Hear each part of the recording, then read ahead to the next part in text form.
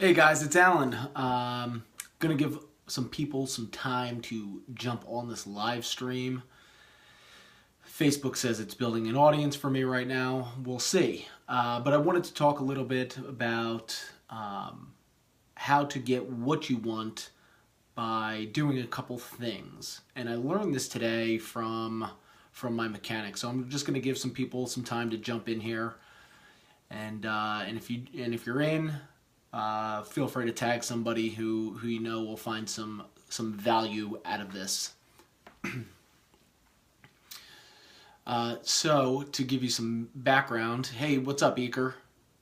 Hope you're doing well, man. Can't wait to see you.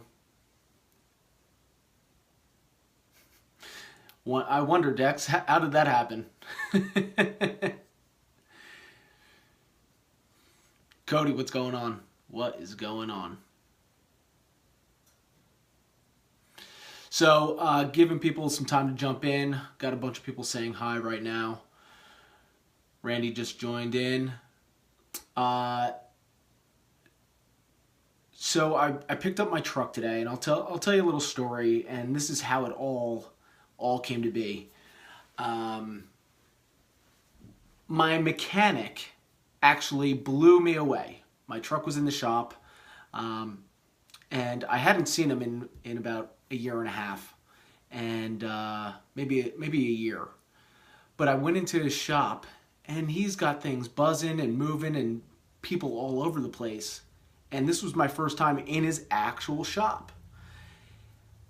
But let's backtrack right now.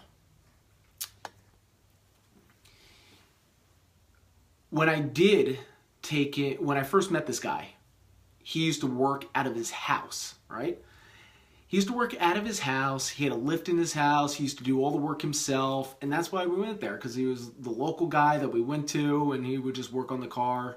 And you'd probably have to book him out a couple days in advance, even a week or so in advance. He would have a full-time job being an auto mechanic, and then he would come home, and then he would do his side project as a mechanic in his off hours.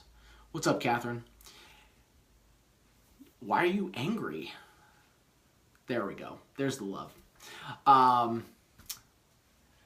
So this is how I met this guy. He would work on my wife and my car and my friends' cars and just everybody who we knew. He would work on his cars. But here's one thing that stood out from this guy.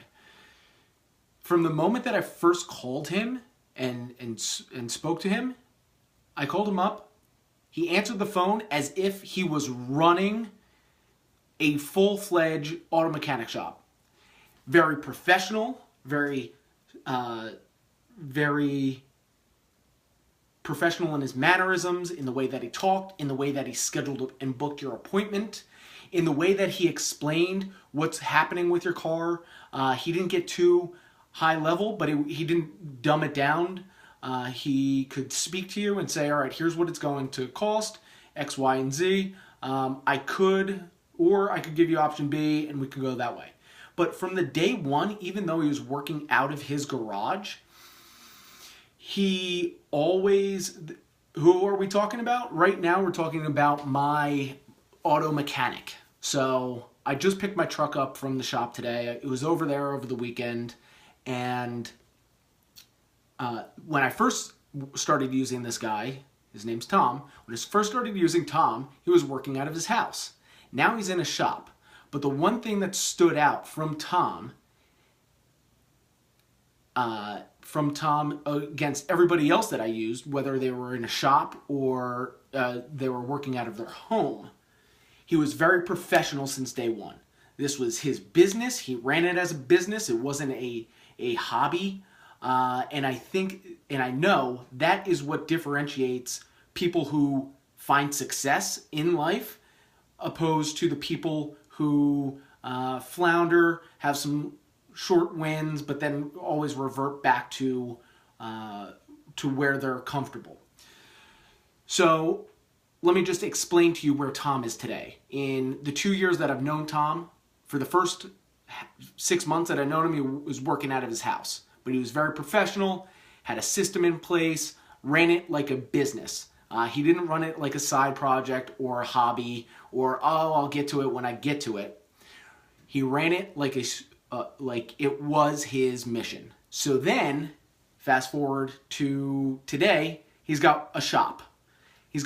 I walked into this shop the first time. This was the first time I'm using his shop since he's moved out of his garage. He's got 7 or 8 employees. He's there. He's no longer all greasy. He's no longer under the cars. He's now running a full-fledged mechanic shop, and he's got employees and people running the desk. And he just, hey, Alan, I knew you were coming in today. Thanks for stopping by. And he was, again, very professional. I go, Tom, look at this place. Last time I met you, you're working out of your garage. And I knew that it's because he was acting at such a high level, even though he was very small.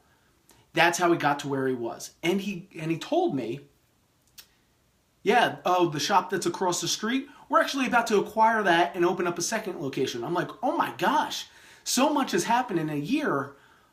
What's going on? So I'm sitting there thinking and reflecting about it. It's because he treated it and he found success by going all in.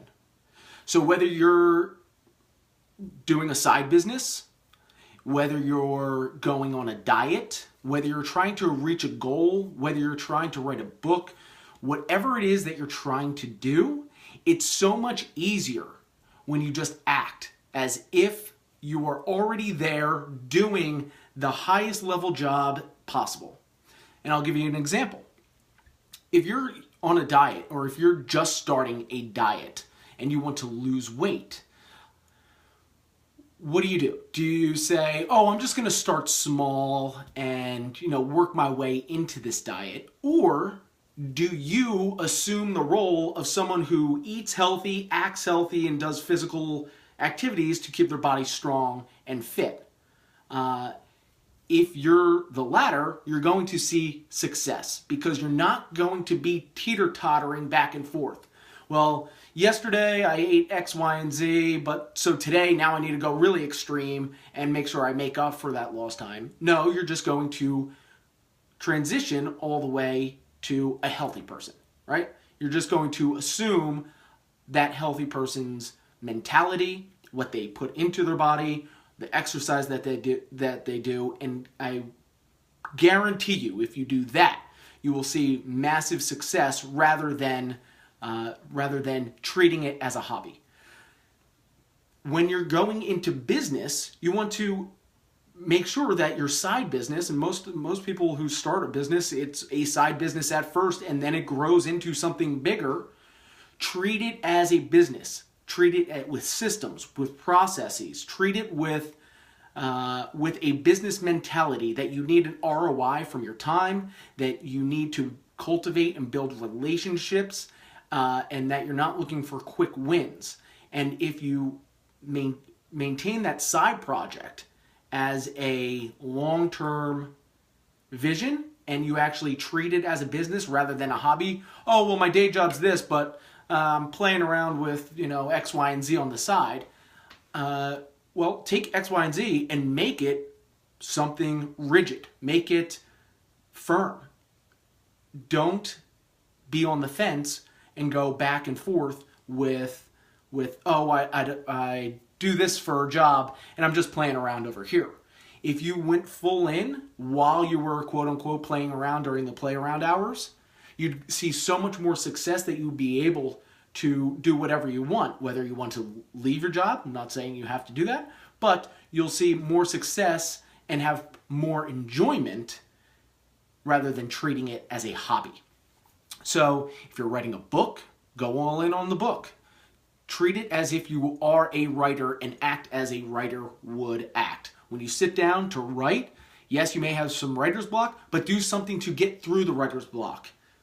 Figure out what systems or strategies they use to handle writer's block.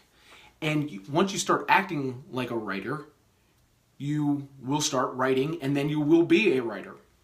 And this goes for any goal that you want to achieve. So for the Best Self Alliance and for the Best Self people, if you're watching this, what goal do you want? And are you going to be half in, half out of that goal? Or are you going to go all in on the goal and really stay dedicated to what the end vision is? Are you really going to put yourself in the end position and assume that role of whatever that outcome is going to be? And if you do that, you're going to see more success than if you were like, well, this is who I am now and I have to work my way up to get there. So that's just something very interesting that I found on when I went to go pick up my truck. So again, for those that are just joining or joining late, I picked up my truck at the mechanic shop, and the mechanic that used to work out of his house that he used to drop the truck off to, he opened up a business. Great. He was able to build up his side project enough to make it a full-time job. Thanks, Talon. And now he's expanding to a second location, all within the span of just under 12 months. But it's only because he treated his side business and his side hobby like a job, like a full-time job of who he wanted to be, how he wanted to show up, and what type of work he wanted to provide for the end customer. And because he had the professionalism right out the gate, even when he was working out of his one-car garage, he was able to carry that momentum into his shop, and now carry that momentum from that one shop into a second location. And it's just crazy for people to be half off the fence, half in the fence, whatever you want to call it, and you will see much more success if you go all in on whatever it is that you're trying to pursue, whether it's a business, whether it's your health goals, whether it's writing a book, a sport, whatever. So this short video was just a reminder, because it was something that a lot of people ask, well, Alan, if I have a side business, how can I get it to X, Y, and Z so quickly?